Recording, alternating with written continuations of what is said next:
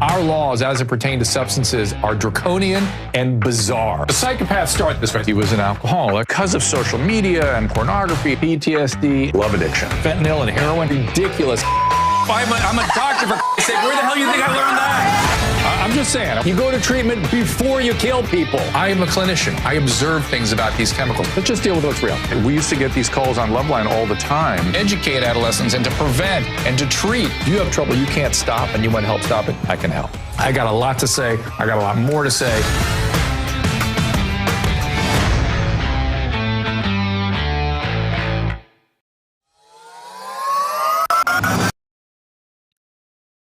Hey, everybody. Welcome to Ask Dr. Drew. We appreciate you all being here.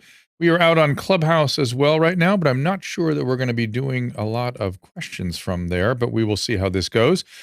We've all been shocked by Bob Saget's passing, and Susan and I were particularly affected by this. He is somebody that it's so almost uncanny that what you'll notice in everybody that knew Bob, we're all saying the same thing. And it's not because of hyperbole or that he's saccharine. He was just a great guy, and he was great to everybody. And he was humble and funny. And I mean, Susan, I don't know if you want to make comment at all. I'm not sure if you knew him as well as I did. Personable. See, this particular picture I ran into it in an airport, and he asked me to be in this movie he was producing at the time. But Susan and I got off a plane in tears yesterday. Was it yesterday? Last night. Yesterday, and I said that's the spot where I met Bob. It was weird. It gave me the chills. We heard about his passing like an hour before we were on the plane, and this is us on the jetway. But before we started taking pictures on the jetway, we met right outside on this post, and I said, "This is the post." We literally got off the plane where you met him. Yes, I know. That was insane. I call that serendipity. It was weird, and so Bob was somebody that we also, if you look at, we have pictures, I guess, from my 60th birthday party. If you got that up there, Caleb. I know he came to your 60th birthday party. Did. Like we only knew him for a few months before. Is this that? It might have been something else. It's that one. That was the red carpet. That's him with his fiance at the time. Their now wife. And he came up. Could you have pictures of him at the podium with us? Yeah. And when he was he's getting there. All right, I'm seeing. There they are. Me and Adam and Bob. And Bob could not have been more gracious and lovely. And I know. I was excited he showed up. I'm anxious to hear what. But he really liked you. And you also were on Mary.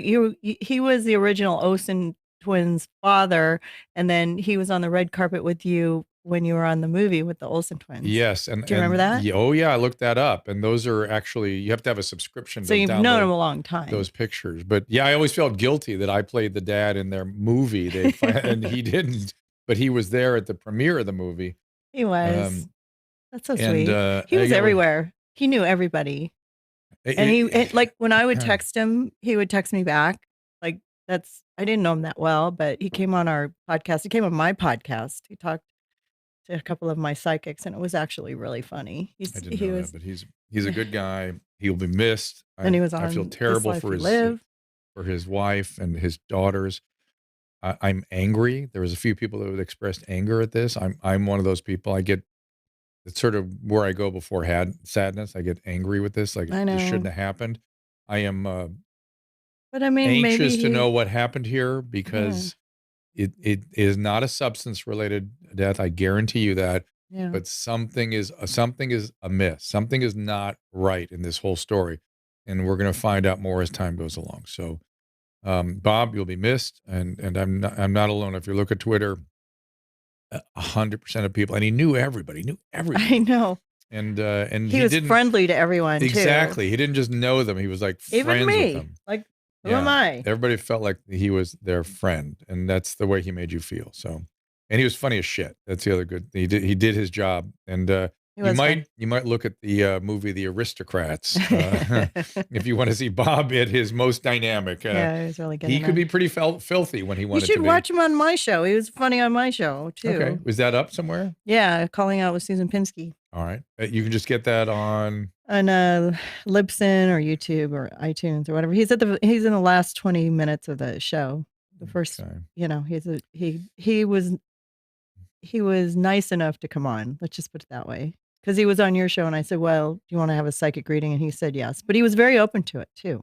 Yes, yeah, he played along with all stuff. Well, no, he said he had a lot of friends that were like that, and a lot of people miss him also because of Full House. That was called Full House. Yes, Full House. And I get that, but he was so much more than that. So he was on You Live 130, and then he was on Calling Out number 135. Tom Cigar says, "Oh boy, aristocrats." Yeah, I know, but it was funny. It was very funny. If you want to see Bob doing his thing. All right. So yeah, well, he did a lot in his life. He had an amazing life. Yes, he did. And he loved what he was doing. That's one of the sad things about his last tweets is that he was expressing he was down in Florida and how much he enjoyed. He said his last tweet was essentially, I can't believe I just did 2 hours or something. I'm just so addicted to this. This is great. Yeah. It's nice to get back to work, and I don't know. Who knows what happened? Nobody deserves to die alone in a hotel, though. That's all I know. Yeah, I know. What did you announce to me? I'm going to go everywhere with you. So from now on, she is going to come with somebody has to watch you take your last breath. So she's going to have a paddles with her wherever she goes from now on. And so we'll have one of those little defibrillators you can get in a plane or wherever, those little portable units. So she's going to travel even with so, that if it's your time, I don't want you to be alone. That would be terrible. It's sad for the people, but who, you leave behind. It's so sad because you just think, oh no, what happened? Yeah. And it also just, if you're a great person, it just sounds so lonely. You should be surrounded by the ones that love you. And let me just give you my thinking. So obviously everyone thinks substance at first, and it's like, no, I checked far and wide. That is not the case. Second, you think, well, a cardiac event. Well, did he have a heart attack? That's possible. But he had, intracranial bleed is the other thing, either hypertensive or aneurysmal. He had a sister with an aneurysmal bleed, and it does tend to go in families. Stroke, not in his age group, not like that, not so massively. And yet there was an autopsy apparently and no report yet. So I'm very suspicious. Something's not right here. So we'll find out. Doesn't it take a couple of weeks to find out? If you see an intracranial bleed, they usually report that. Right. If they see a myocardial event, the dead myocardial but then tissue he's from a a heart celebrity. attack, They don't always say everything. they will usually report that. But if it's something that they need to go repair the tissue and look under the microscope, that's what takes a few weeks. The toxicology takes a few weeks too, but that I promise you is going to be negative. So, all right, let's bring my guest in here. Let's cleanse the palate with my buddy Tyrus. Tyrus, you all know, of course, from this show and from, the Greg Gutfeld Show. Most nights, what night are you in there? Usually Mondays and Tuesdays. But with Mondays and Tuesdays now. The birth of the pandemic, I'm all remote now, so most of my Fox stuff is, if I'm doing Judge Janine or the Big Saturday and Sunday Show or any of the other ones, America's Newsroom, podcasts, etc. It'll all be from beautiful studios in New Orleans, Louisiana. So, well, everybody got COVID at Fox, and of course, everybody. Tyrus is the current NWA World Television Wrestling Champion. Yeah, you can witness his belt. February 12th, so it's coming up soon. But wow, just where this, he doesn't get enough credit for being a brilliant stand-up comedian. I mean, everyone always sees the Saget. Oh yeah. They don't realize, like, when you saw him in the sitcom, that was established and that was parameters on it, and there's the rules, with the family comedy, and he was phenomenal at that. But his stand-up was unreal. Yeah, and I agree. I think, and and it's a small role, but it is the most iconic role of there's no other way to Half Baked. When he gave his speech, it was the most hilarious thing you could imagine, and he was just in the room, and Chappelle went and said he had an addiction to weed, and Saget stands up and basically rips him apart. And I won't get into what he said, but those of us who remember that movie, it was phenomenal. He asked him, had he ever done a certain act for weed? And Chappelle said no. He told everyone, well, you can boo this man. And then everybody booed him. So, but he had that shock value about him because he looks the part. He looks like the host of America's Funniest Home Videos, and you know, he looks like the dad. But if you get him in a nightclub and a microphone and let there be a heckler, his level of just brashness and quick wit, he just not enough. Everyone saw it, but it never got to the same level because he was already America's dad for a long time running. And, you know, and one of the things that I think we need to point out, he stayed America's dad. He didn't have the fall from grace. You know, he didn't have the Bill Cosby situation.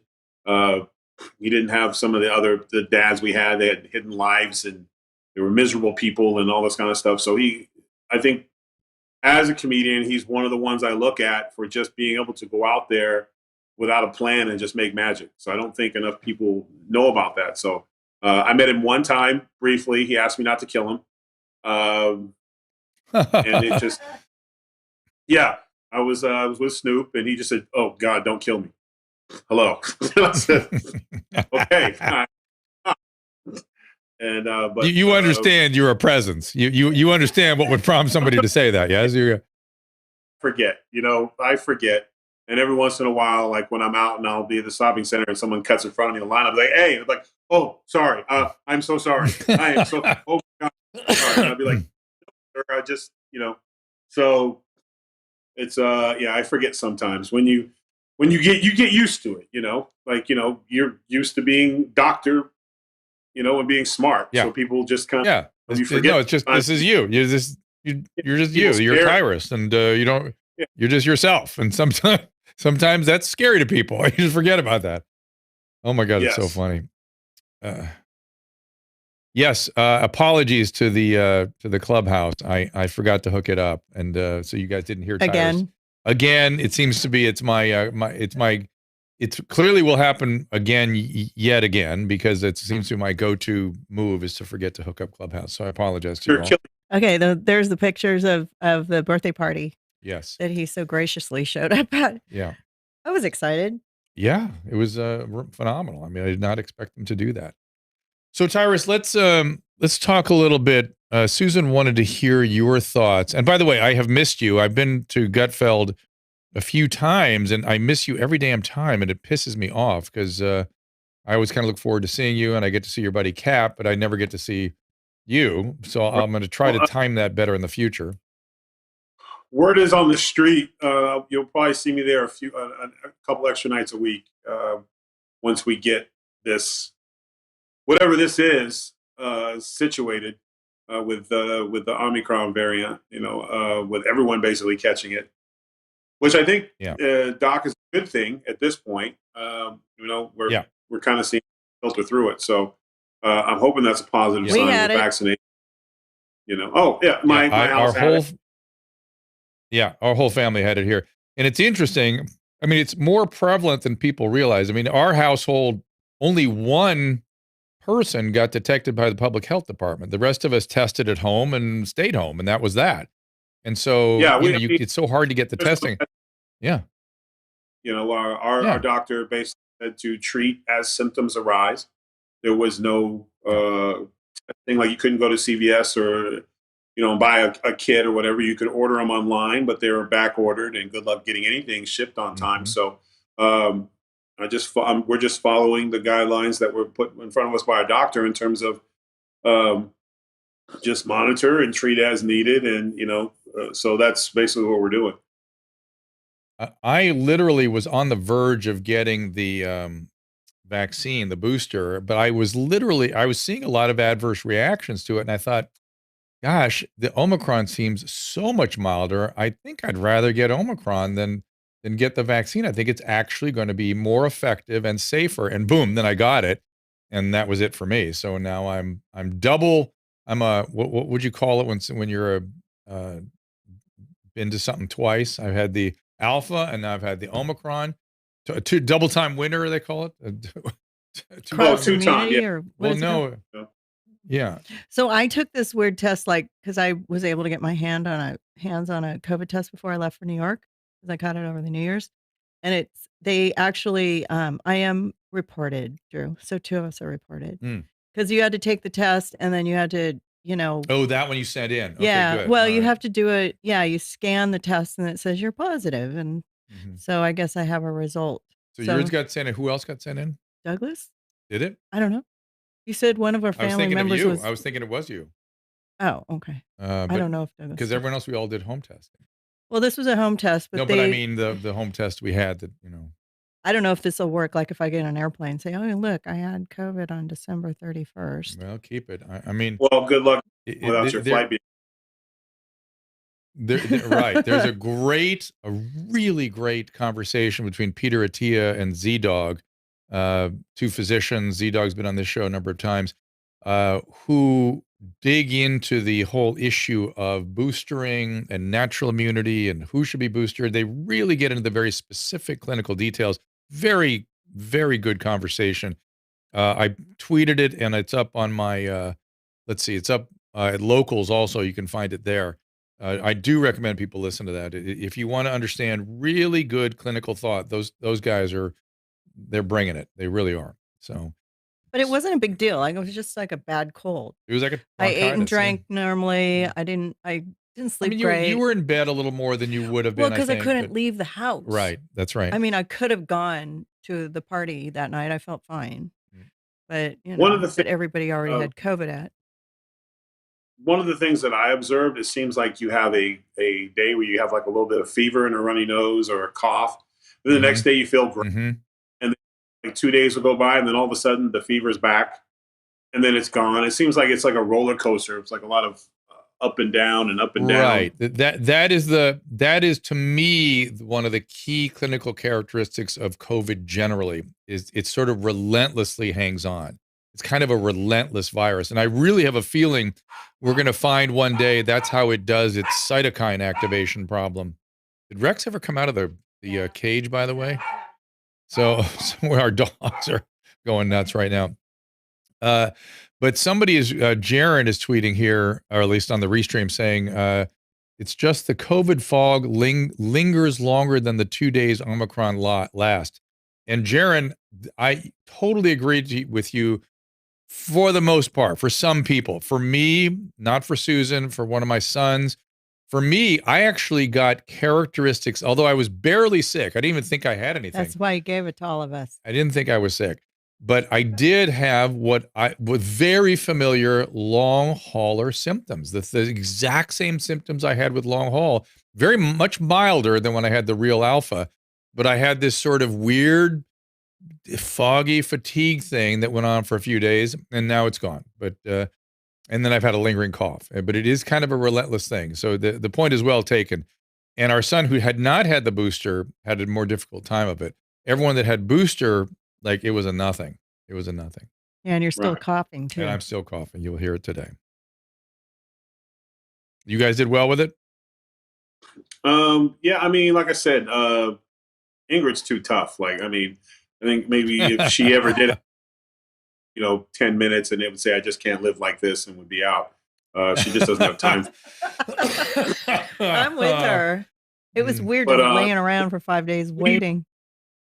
We've kind of taken a proactive measure. We've taken it to COVID in terms of we've changed our diet. We exercise more. That was the biggest thing. Make sure we're getting our 8 hours in.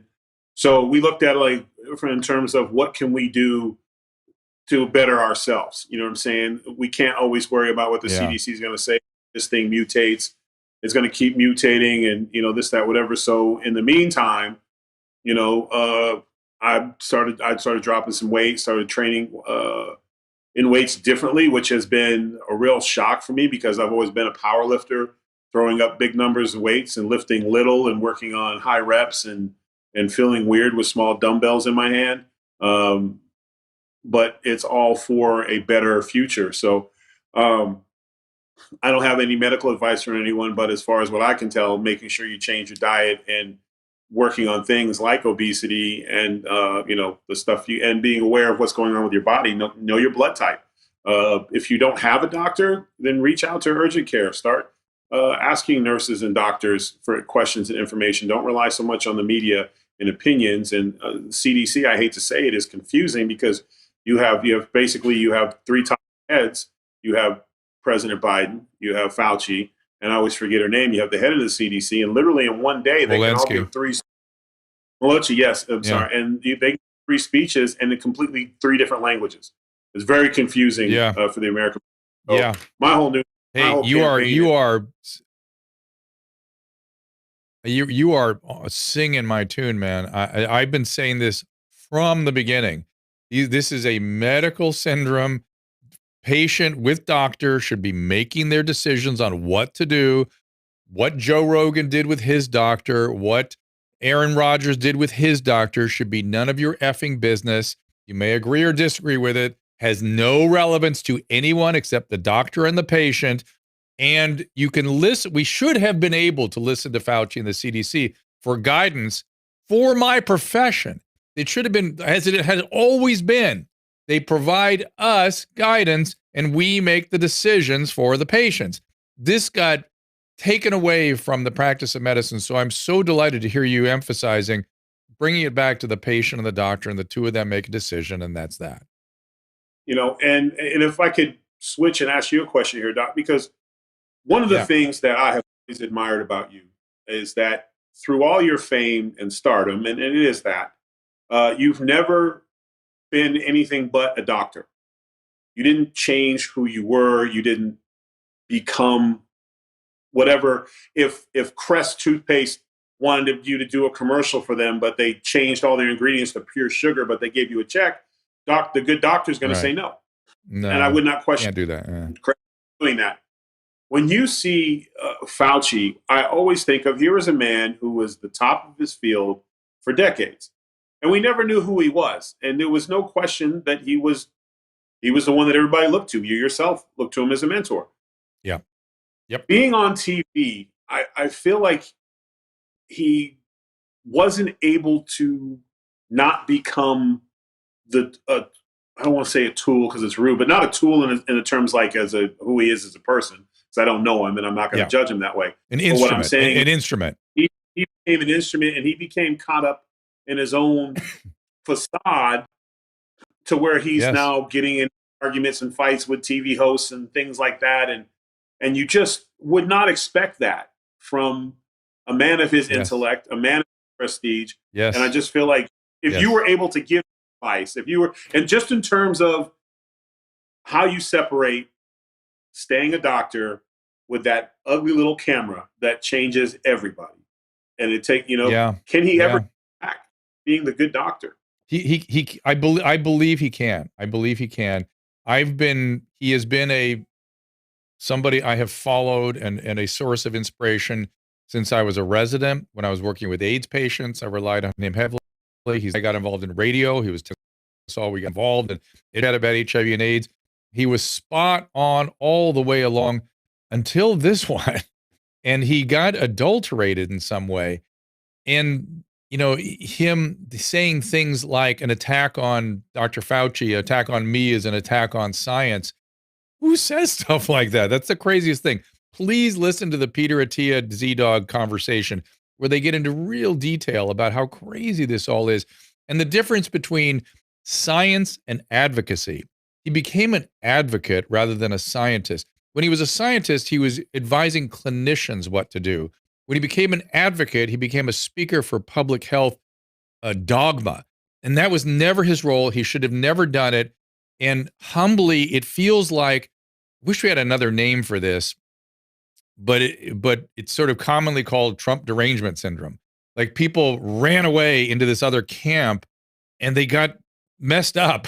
He's one of those people that got messed up by running to a camp rather than just staying the person he's always been. Do you see what I'm talking about? Yeah, I agree. Like I said, I think the attacks on him, I don't always think are fair, but he doesn't help himself. Right. I guess you can put, Well, he's back. So, I think he's back, Tyrus. I noticed you'll see he has changed. Like about a week ago, he changed his tune, so to speak. He really started talking about the guy I've known forever. I literally, one day he was doing an interview. I went, I recognize you now. There you are. Please just stay right there. And then I saw another interview. It was more him just stand with the facts, man, and just laying them out there, not taking the position, you can't handle this. He just started just talking transparently the way he always has. And I was shocked. It was really a big change. And when you hear it, you'll see the difference. And I was glad to see it. The other time I saw a shift is when he was in front of Congress and said, yeah, maybe this thing did come from a Wuhan lab. I knew at that moment things were shifting. And I think that shift is mostly complete. So I am hopeful he'll be back. That's my bottom line. Okay. Awesome. Well, that was my question. I feel better now. Thank you. Yeah, good. I mean, you should. He's an important person. And remember, he's 81 years old now. He's actually 81. I mean, my God, if I'm functioning like that at 81, holy crap. I mean, can you imagine? That hats off to him for that. Back to your weight training. I am, man, with you on the heavy weights. It's so gratifying, so satisfying to do that, particularly when you're a younger male. Because of joint problems, have had to switch to, somewhat lighter weights, higher reps and stuff. It's difficult. It's troubling. It's troubling. So I get what you're doing.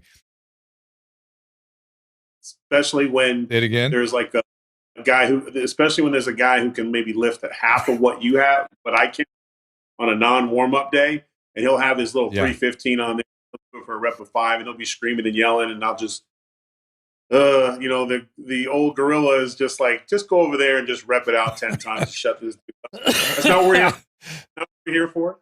Put your 125 and your little bands on. Let's do your 30 reps. Stay focused. It's not about them. You're okay. It's like I have this little Jiminy Christmas, like, don't worry about it. It's like Richard Pryor's crack pipe is like now don't worry. Well, folks, stay focused.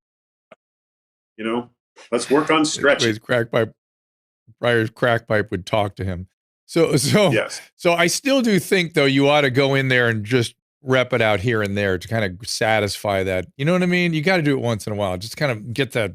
When I deadlift, I'll throw some stuff there. You go. But I'm like, there you go. There you go. I'm keeping my metabolism up and cut out all gluten, starches, sugar. I'm fighting her on that one. I've not been a great patient on that one, but we're all figuring it out. And but she, look at what she's done. I mean, not only she has transformed her body, she's jacked now. She's actually walking around the house with the guns showing all the time. And I'm like, whoa, we have to cover those up. What's going on? So, because she's doing the rink routine and it's like just movements and that, I'm trying to figure it out. I'm not ready to be on camera yet because I don't feel like falling on my face trying to keep up with what she makes look so easy. But, but it has translated. And my advice is all Americans, you want to beat COVID, put down the bowl of ice cream, get off the couch and go for a walk. Like start being a better you. I am this. Huge advocate for no starch, no grain, no sugar. It has transformed my. Yeah, but you got COVID twice. Yeah, but it's transformed my physiology and stuff. God, who knows what would have happened. Twice. Yeah. True that. I'm for some people that the insulin is a major story. By the way, I was talking to Mike Catherwood, a guy I used to do the Swole Patrol podcast with, and he was telling me that a lot of these bodybuilders that are dropping dead all over the place, he thinks it's because they've been really taking lots of insulin, which I didn't know they were doing. That is very dangerous to take insulin above what your body needs. Yeah, it's crazy. Right. Yeah.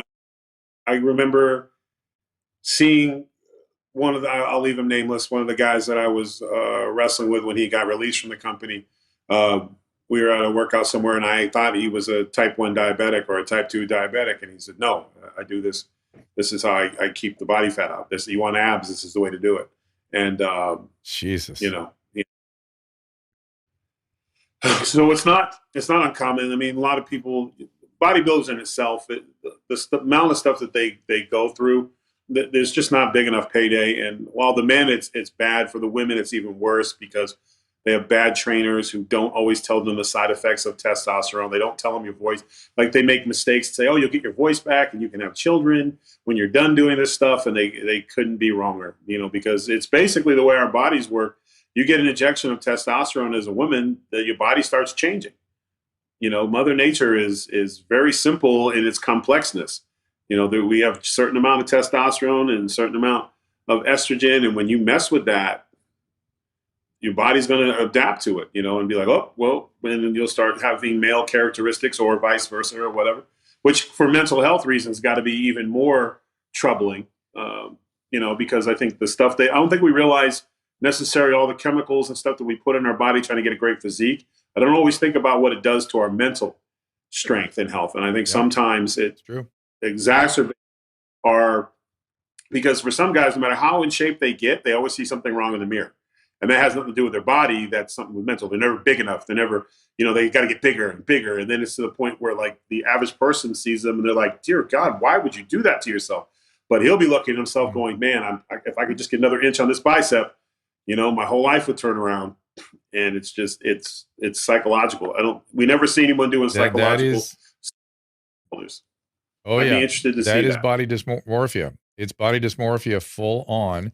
And again, something Catherine would have talked about, but also, again, we're talking about extra physiological doses of testosterone, non-physiological things that people shouldn't be exposed to or would never be exposed to in nature, different than testosterone replacement therapy, which I'm a fan of. Right. Yeah. This is extra physiologic testosterone.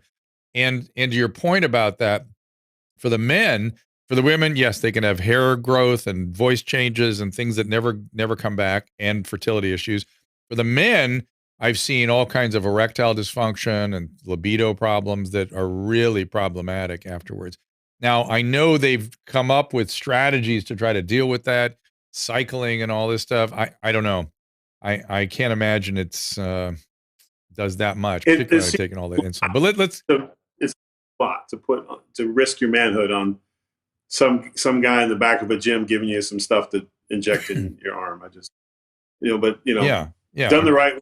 Testosterone is a beautiful thing, but it's typically in these situations, it's not being done the right way. So one of the things Tyrus is more known for is his political commentary, which I always appreciate. He always has an interesting take on things. Recently, we had a couple of speeches from President Biden, Vice President Harris, and I'm wondering particularly how you reacted to Vice President Harris's speech comparing January 6th to 9/11 and Pearl Harbor.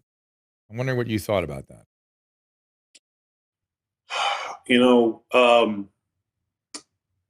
Thousands of people lost their lives and the nation was changed forever in those two events. And those two events in themselves were very, very different and nothing, you can't compare. I hate when everyone compares anything. But January 6th is, I would call it an ugly event where, Capitol Police and the rioters or terrorists, whatever you want to call them, that did what they did in those days were the victims. But it was significantly smaller than what we saw in our neighborhoods across this country. I always find it funny whenever anything happens to a government official. It is it's an outrage, and the country should be shocked, and we should spend millions of taxpayer dollars finding out who did it, even when we have all the people in custody already.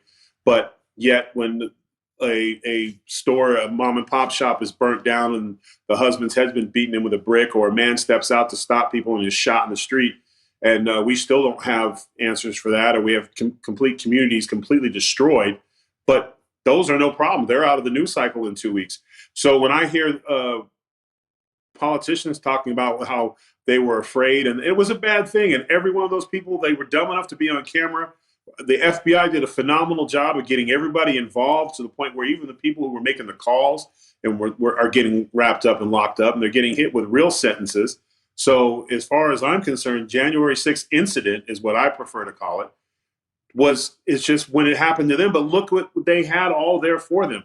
They had the amazing Capitol Police protecting them and saving them and keeping them out of harm's way. The people on the street didn't have the Capitol Police there. They didn't have the FBI agents there and Secret Service risking their lives to keep them safe. The senators, although they were scared, they weren't physically attacked and hurt, whereas store owners in this country who literally are getting dragged out, their entire life taken before them. And then once it's over, you maybe get an interview. There's no outrage there. One side of the political aisle will say, it was peaceful protest. How is it a peaceful protest when there's a fire in the back? It's just, whenever something happens to politicians and it's a good narrative for them, the January 6th thing is going to be used to death for the Democratic Party because they think that's their key of turning around midterms and securing the 2024 election, which to me is just ridiculous. What would fix all that is deeds, getting things done, not being in this weird, woke, progressive fantasy land of policies that make zero sense. You know, you're so focused on Build Back America, even best case scenario with those things, you won't see the potholes fixed in your road in 10 years. We have things in this country we need fixed now. You need to fix the border now. You need to deal with inflation now. You need to figure out a way of getting people back to work because you have made it a business not to work. The dynamic in this country has changed, and some of it's good in terms of the workers have more say, but now we're just seeing small business owners and companies just be fleeced to where they got to pay ridiculous amounts of wages for work that doesn't honestly earn that. You shouldn't be paid $21 an hour to work at McDonald's. I'm sorry, I worked at Arby's, I worked at McDonald's. The whole point of those jobs is you bust your butt and you move up to other stuff. They're not permanent. You shouldn't, this whole idea of this ninth place theory where every job is the job you should have for life is shocking. So when Harris says things like this, it only hurts her. Americans are like, yeah, what happened on that hill should not have happened. And you know what? Thank God that there was the Capitol Police there. And thank you that they had all this protection that the elite have that regular Americans don't have, because if that same group decided to rush, let's say, I don't know, the Staples Center, what would have happened? The workers, the concessions, the fans in there, done. If they decided they're going to go get the Lakers because the Lakers can't win a game and there was no security there, what would happen? We'd all be like, oh my God, or even worse, a church. They decided to pick out a church and drag everybody out because they believe something different than them. There's no protection there. So I maybe this is insensitive, but I feel for them, for those who were scared and afraid and it went through that, and they shouldn't have had to go through that, but it was handled rather well. And I think it's a disservice to the men and women of the FBI and the CIA and the Capitol Police and the local police that did a great job apprehending everyone. And let's not forget Americans in their communities. It was people on Facebook going, I know that guy. I'm friends and followers. So America came together, and literally every one of them, the shamanad who went and painted his face up and got the nice thing, he's looking at so much jail now, he will never even look twice at a political building and think, yeah, I want to go in there. So I just don't see the argument. It has nothing to do whether you're red or blue or whatever your affiliation is. It's being beat to death because they think it's a political narrative, and they're still turning their backs on Americans who don't have the Capitol Police to rescue them when people come in. You know, even in California, Beverly Hills. I mean, we're now seeing Facebook teams of 80 run in to smash a building, bear spray in security guards' eyes, beat them with sticks and clubs. A friend of mine, I couldn't even believe when I heard this. His friend was getting gas and he was shot, and luckily it grazed off the top of his head, and his wife was beaten to death by a mob for no other reason than they were just in the way, because there's no police to come in LA right now. The time it takes for them to get out in a call, the criminal has time to be gone and then come back with his friends and videotape the investigation. And if they arrest him, he's out before they can even have the press conference. So I'm sorry if this is a long, drawn out, I don't care so much about what president or the vice has to say about January 6th, because that's been dealt with at a high level. And I'm satisfied as an American citizen that group won't try that again. But the other groups who are doing these horrible things on the streets have been empowered. It is interesting, having been around the country a little bit lately, how you forget when you live on the coasts how different the thinking and the experience is in the middle of the country. I mean, California has been so locked down this whole pandemic. I was in Texas last week and I was like, oh, that's right. The rest of the country doesn't live like that. It's so stunning when you're out in the world and you feel ashamed and withdrawn. Like, oh, am I okay? Do I have to be worried that somebody's going to judge me or attack me or try to shame me? No. People go about their life, live their life, and schools are open. Everything's fine. They have a little Omicron outbreak. Yep, everybody's good. It really is something else. How in this, the whole idea, I'm wondering what you think of this idea of the mass delusional psychosis. I've been talking about that for a while. I first sort of characterized it as we have become histrionic in this country. The new way of describing that same phenomenon is this mass psychosis or mass formation psychosis, which is essentially that, people have been made afraid. That was the first thing I saw happening that worried the hell out of me, because I knew panic would not make things better. And then focusing people's attention on one thing so they have trouble really bringing in other objective data, that's hypnosis, and that creates really kind of extreme views. And it seems like we've been through that. What do you think? Yeah, well, we're seeing that.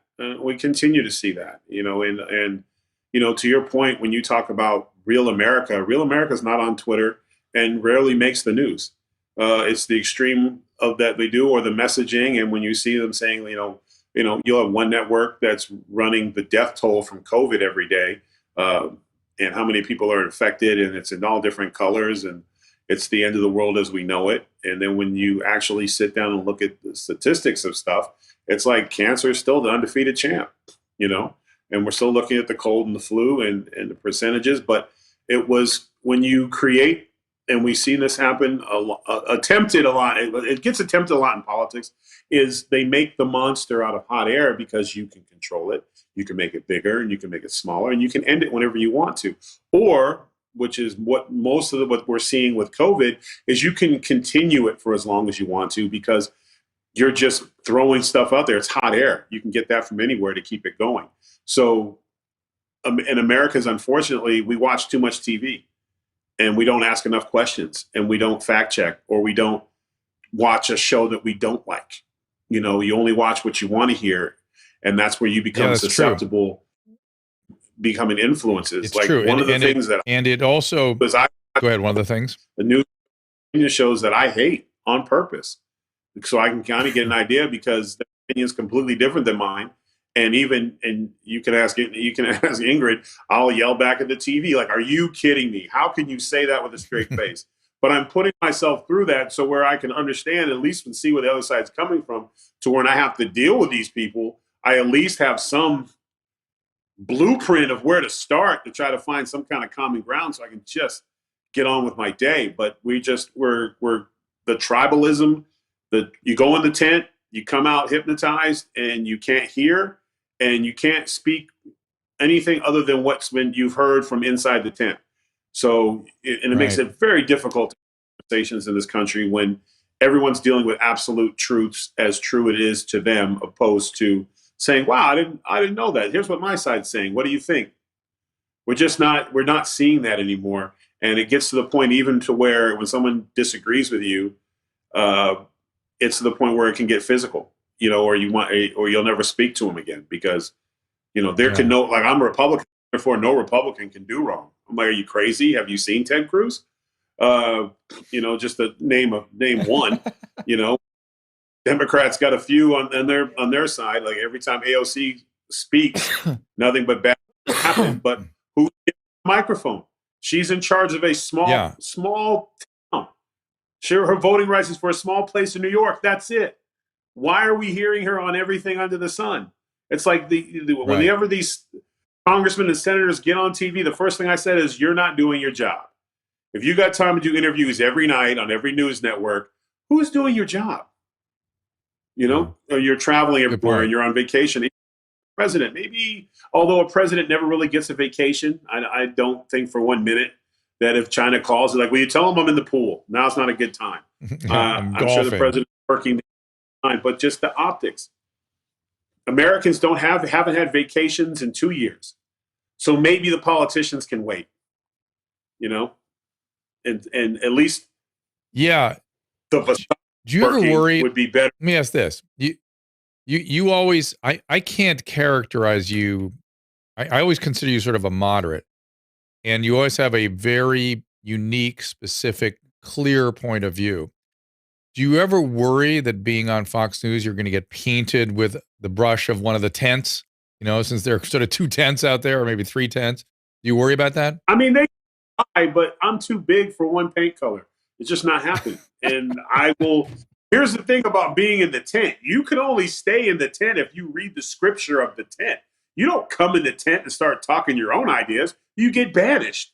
So I will be in the tent for a little while. Or maybe, I'll get as far as, hors d'oeuvres, maybe a slight beverage. And then they'll ask me a question and I'll say, I don't really like that. They'll be like, excuse me?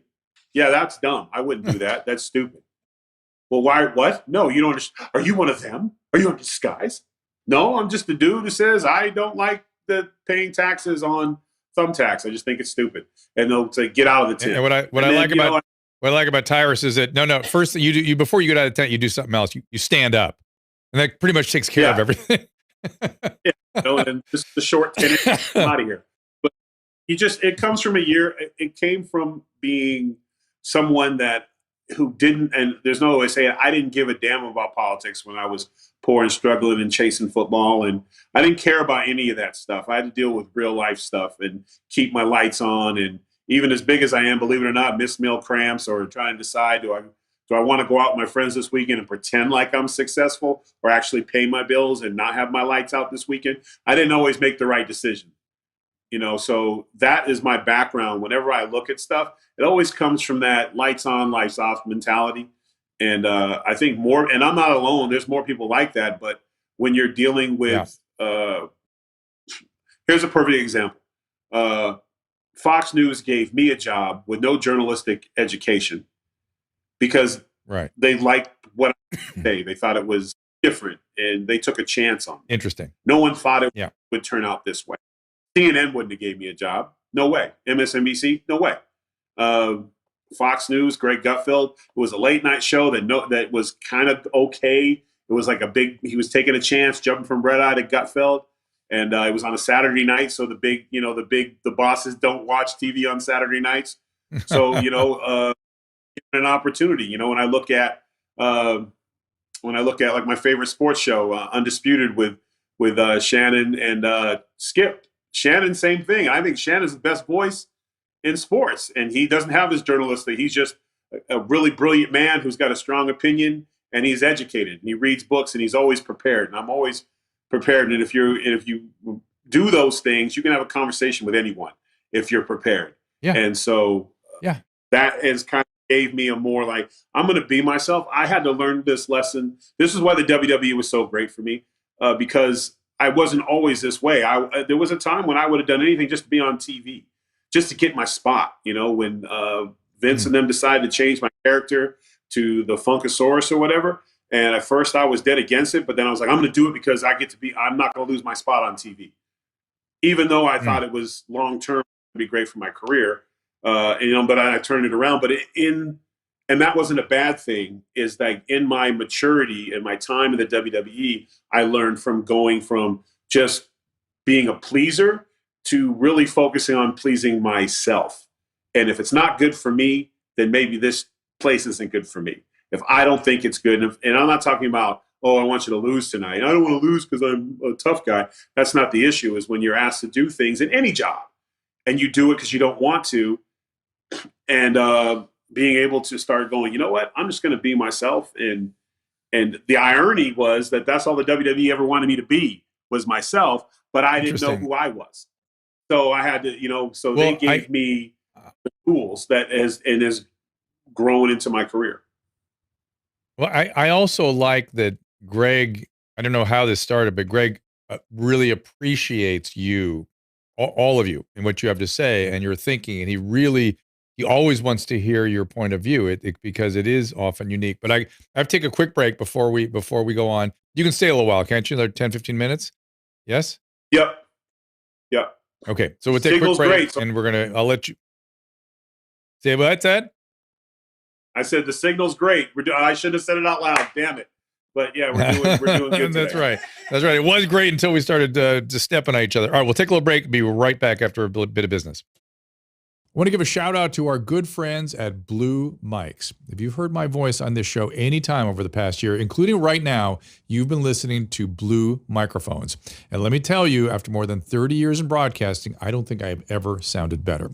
But you don't need to be a pro or have a fancy studio to benefit from a quality mic. You may not realize it, but if you've been working from home or using Zoom to chat with friends, you probably spend a lot of time in front of a microphone. So why not sound your best? Whether you're doing video conferencing, podcasting, recording music, or hosting a talk show, Blue has you covered. From the USB series that plugs right into your computer to XLR professional mics like the Mouse or the Blueberry we use in the studio right now. Bottom line, there's a Blue microphone to fit your budget and need. I can't say enough about Blue mics, and once you try one, you will never go back. Trust me. To take your audio to the next level, go to drdrew.com/blue. That is drdrew.com/BLUE. Anyone who's watched me over the years knows that I'm obsessed with Hydralyte. In my opinion, the best oral rehydration product on the market. I literally use it every day. My family uses it. When I had COVID, I'm telling you, Hydralyte contributed to my recovery, kept me hydrated. Now, with things finally reopening back around the country, the potential exposure to the common cold is always around. And like always, Hydralyte has got your back. Hydralyte Plus Immunity, my new favorite, starts with their fast-absorbing electrolytes and adds a host of great ingredients. Plus, each single serving easy pour drink mix contains 1,000 milligrams of vitamin C, 300 milligrams of elderberry extract. Hydralyte Plus Immunity comes in convenient, easy to pour sticks that rapidly dissolve in water, make a great tasting drink, has 75% less sugar than your typical sports drink. Uses all natural flavors, gluten-free, dairy-free, caffeine-free, non-GMO, and even vegan. Hydralyte Plus Immunity is also now available in ready-to-drink bottles at the Walmart next to the pharmacy. Or as always, you can find it by visiting hydralyte.com/drdrew. Again, that is hydralyte.com/drdrew. Be sure to use the code DrDrew25 for a special discount.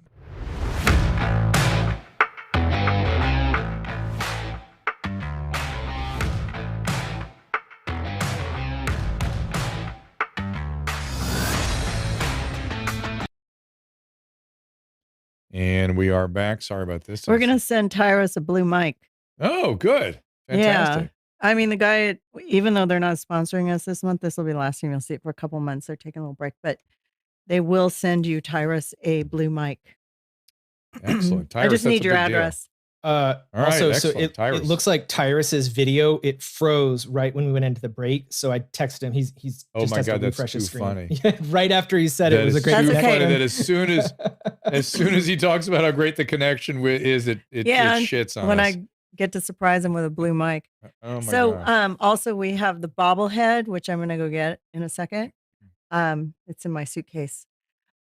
It's available at drdrew.com/shop. So if you want to go over there and get your Dr. Drew Susan limited is edition. Very, very proud of her bobblehead. And thank you to Alana for that. And Harley Spears had a really interesting tweet with it today with a brain. Oh, really? Oh, yeah. And we have a contest. So very funny. Take a picture of your or do something on social media with your bobblehead that you might think is funny. Yeah. And put hashtag where is Dr. Drew. Yep. In the thing. And then also make sure we're tagged wherever you do it so we can see it on Instagram. Yep, fair enough. We're getting Tyrus back because I have something I really wanted to talk to him about. Do I get to tell them what they win? Another bobblehead. Yeah, but an autographed one. So signed bobblehead. I think it's hysterical. It'll be worth another $5. Get the bobblehead and figure out, put it in Elf on the Shelf style bobblehead, and you will win another bobblehead. It's fantastic. Don't be a dick. I just think it's funny. Drew doesn't realize it's because he can sign his name all the time, so he doesn't realize how special that is to a lot of people is to actually get it. Right, you can sell it for a little bit more on eBay. Right, go on eBay. But exactly. By the way, Caleb, for those of you that are your mom's house fans and Dr. Drew After Dark, Susan Pinsky has a couple of appearances coming up that are somewhere between disturbing and mind-blowing. So I recommend in about 2 weeks, 3 weeks. Yeah, 2 weeks. This is a good one. 3 weeks. Harley Sears. Can you pull Harley up? Sears. What did I say? Can you pull up his Instagram, Caleb, while we wait for Tyrus? I was just thinking, Harley Sears. What is it? Somewhere between disturbing and profound. What did you just say, Drew? That sounds like between disturbing and mind-blowing. Mind-blowing. That seems like that should be the tagline of the whole show. It's Harley Sears. Your mom's house generally is sort of teetering between disturbing and mind-blowing, and so is Dr. After Dark, along with everything over there. But as Loveline used to be, I call it COVID brain. And other things I've been involved with, the more uncomfortable they can make me, the more they consider have succeeded. And no one can get us there faster than Susan Pinsky. So there you go. I'm sending it to Caleb, the picture of send it to me. Bobblehead.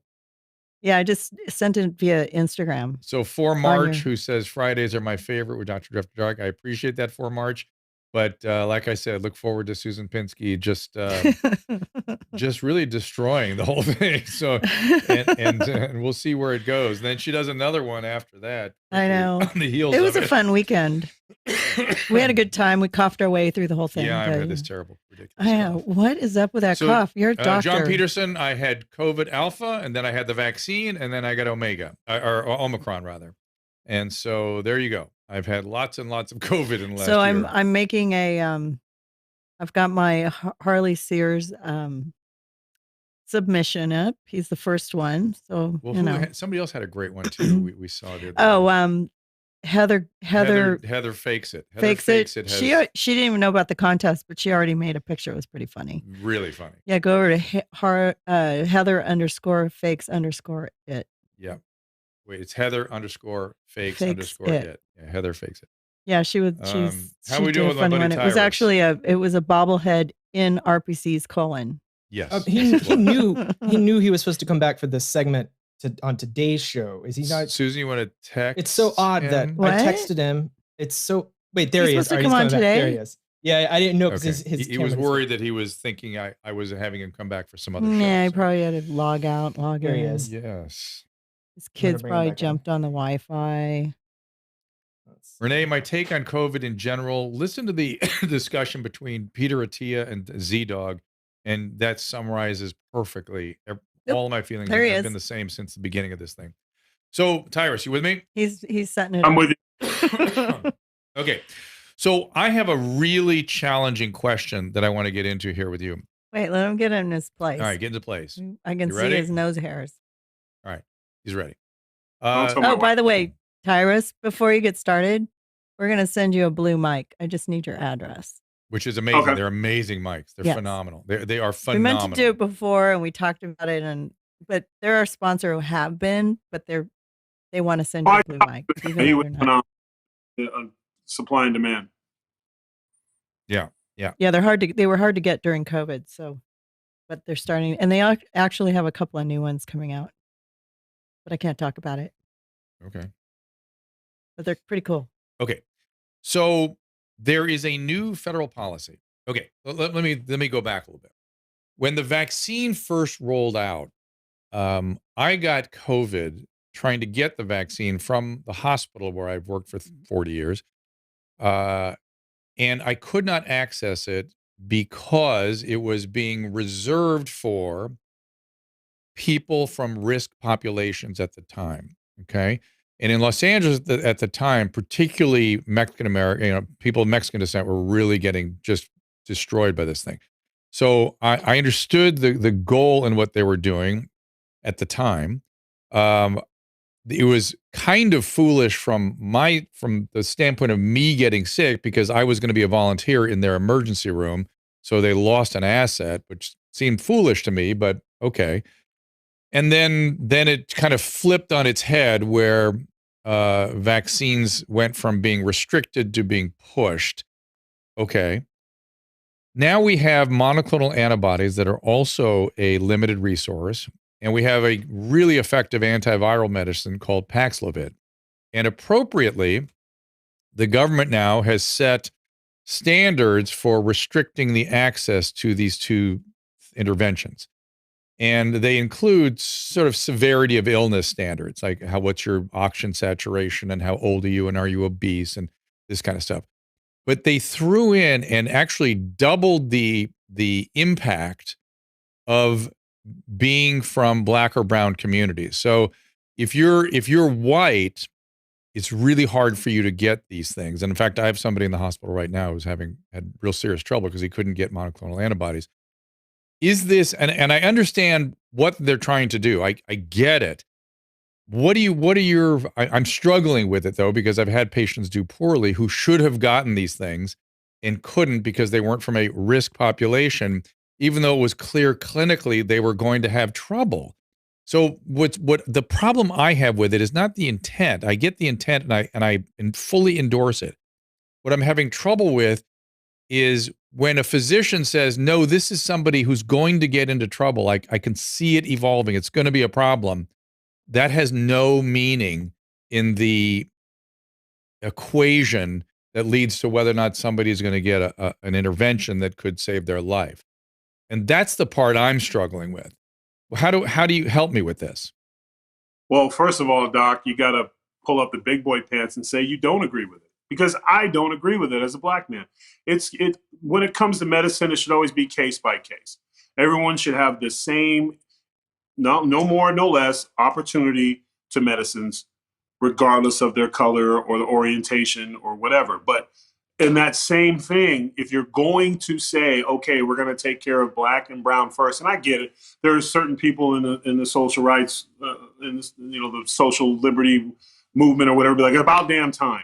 This isn't the line at the water fountain. This is about people's lives. But let me push you back. Let me push back though. I'm going to keep my big point. Well, go ahead, finish. Yeah, finish. Okay. I have another caveat to that. Okay.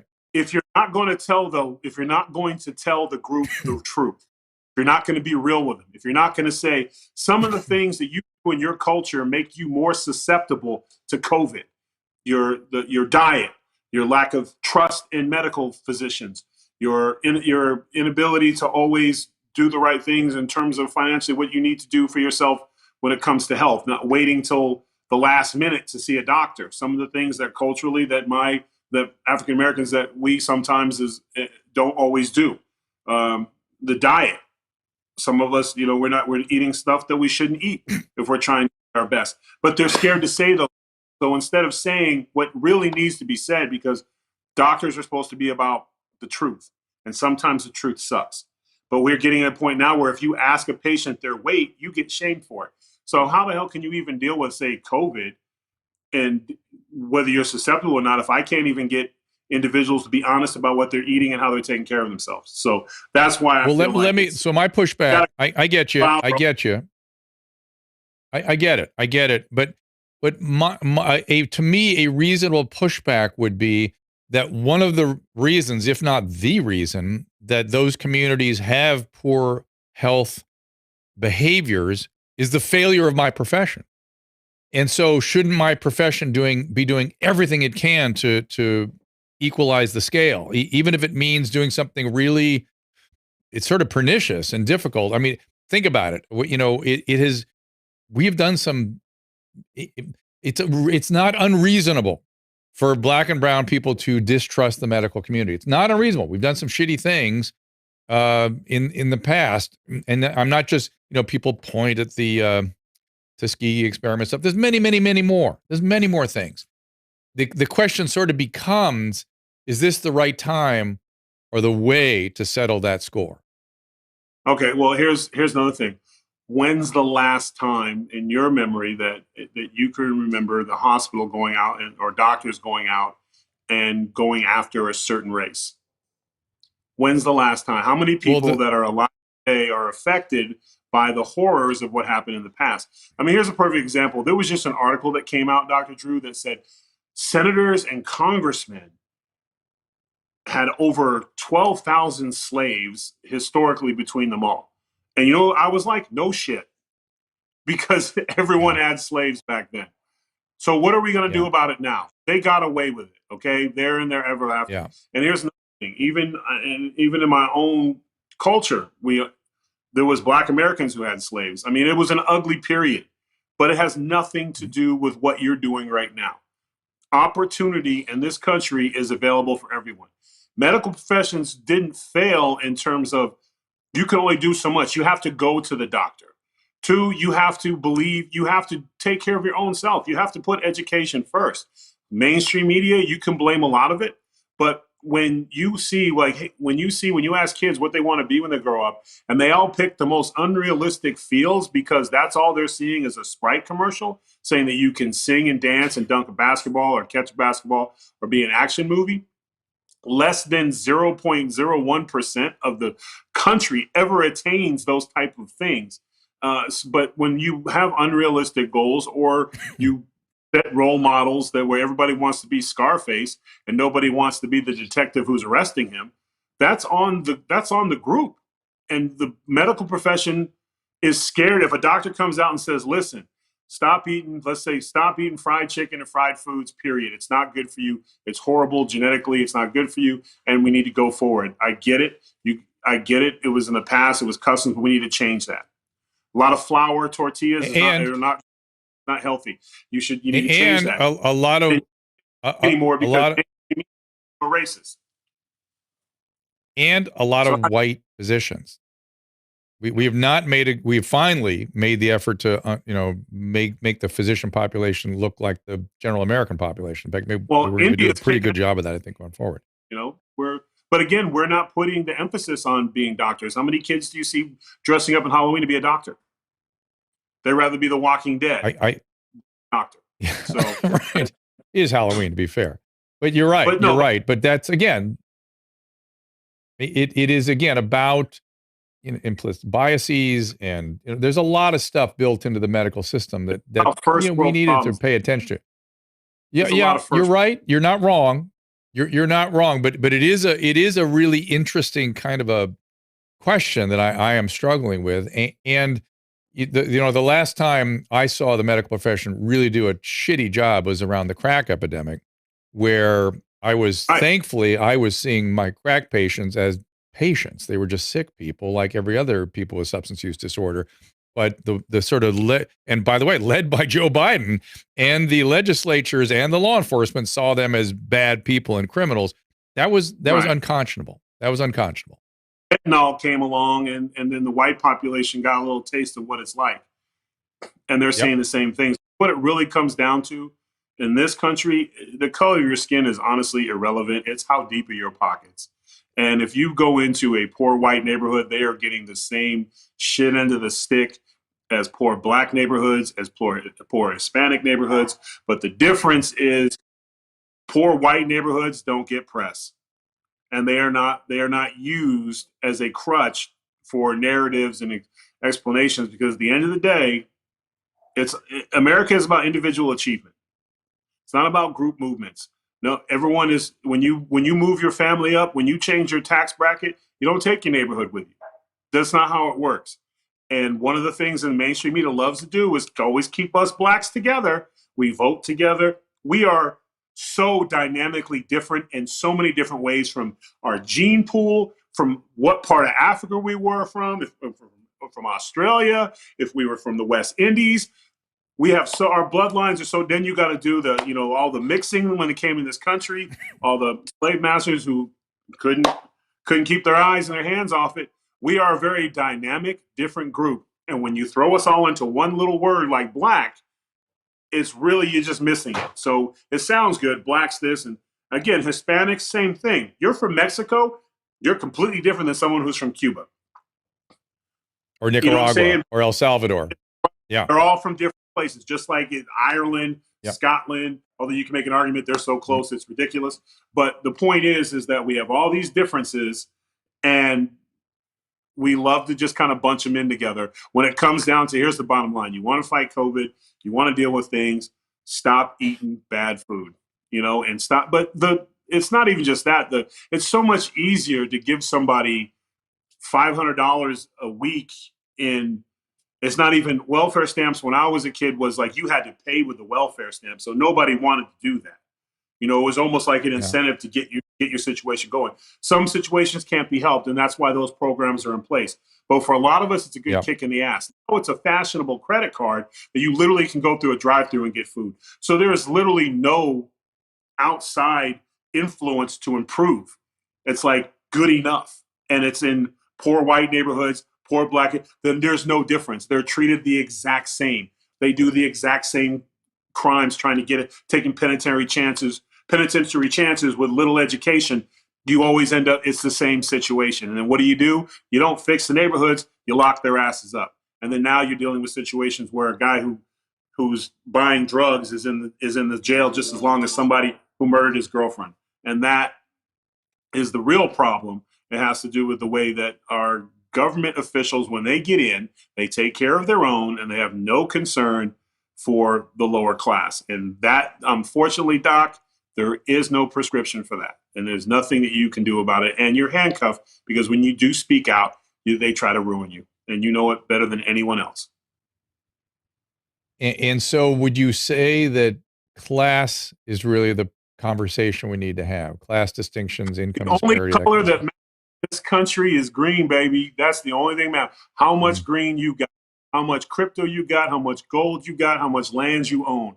That is how you get treated with dignity and respect. And if you got a cough, you'll have 8 doctors and a priest at your house to get it out because you can afford it. And if you don't have the means, you're just in the way. And that's as real as it gets. And I know it firsthand. You know, I grew up in exactly that situation. I mean, it's just, and I saw it firsthand. And one of the things that inspired me to fight all the time is because I just didn't like it. I really didn't like not being able to have things and not being able to take care of my family and not being able to, if I want a nice hat and I can't buy it because I ain't got no damn money, or I couldn't play on the football team because my mother couldn't afford the price of all the pads and stuff. So I had to wait till I got to high school. But, you know, the one thing that I think that was different in my generation is that most of us had that hunger and that accountability and that want for more. And we're seeing, because we didn't have so many golden tickets not to do anything. It was like you had 2 choices or 3 choices. You join the military, you go to school, or you end up in the penitentiary. Those are the choices. You're going to end up one or the other, you know, and everyone was really trying to avoid the penitentiary one. But nowadays they're like, well, I don't do anything. I have my own YouTube page. I'm like, say what? You know, it's just, we're just going through a different, a tough time of first world problems where everyone is so safe and so fat, literally. You know, Bill Maher got into all that trouble for telling the truth. He just showed pictures of America over the decades. And, you know, we're eating the wrong foods. We're watching too much TV. We're relying too much on the government for help. And then we want to go, but the doctors aren't doing anything for us. And the doctor asked me to step on a scale. He can't do that. Well, how's he supposed to tell you to treat you if he can't check your blood and see how much you weigh and all that other kind of stuff? Yeah, it only sucks if you're not doing what you're supposed to be doing, but we're not allowed to hold people accountable anymore. So as a doctor, it's going to be tough right now because we're going through this kind of revolution right now of what we have. One group that's like, nope, we work hard. We're Americans. We kick ass and take names. And we have the other group was like, nope, let's just invent problems. We're all good. We're all the same. We all share. And, you know, and if you don't like us, we'll just get rid of you socially. So it's a weird battle right now because it's just the identity of this country. Are we going to be a bunch of gamers, or are we going to roll our sleeves up and get back to work? And it's tough. I don't know what side's winning because the only side that gets press is the progressive side. And I don't think they're really that big of a number, but the illusion is, I think there's more Americans who are ready to get back to work and do their thing than there are, and less people that are worried about the doctors being racist, more opposed to the insurance company raising rates or the cost of insulin, which was sold to the American government for $1, is literally $410 on a good day to $600 for one vial. How these type 1 diabetics are, and then now we have this explosion of type 2 diabetics, which is correctable, which you shouldn't do. And the type 1 diabetics who can't change it are literally running out of supplies because we are getting to the point where it's now, oh, you have type 2 diabetes. Don't worry, we're going to give you all this insulin. You're going to be fine, instead of like, you need to get on a diet. This isn't right. There are real people with real insulin problems, and you aren't one of them. And all you got to do is start taking care of yourself. But we don't do that anymore in this country. So I don't know, Doc. It's a tough revolution, and it's going to be interesting to see how things turn out.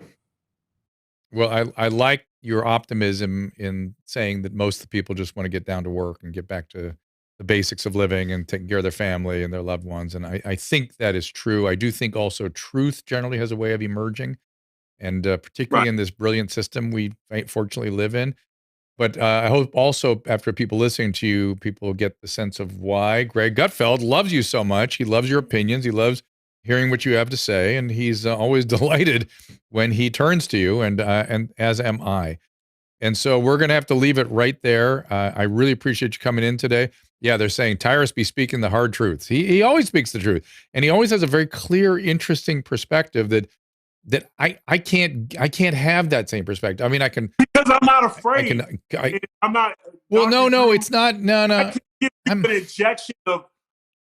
I know this is your show, and I'm just going to say it. I don't have fuck you money yet, but I still have a I don't give a fuck attitude.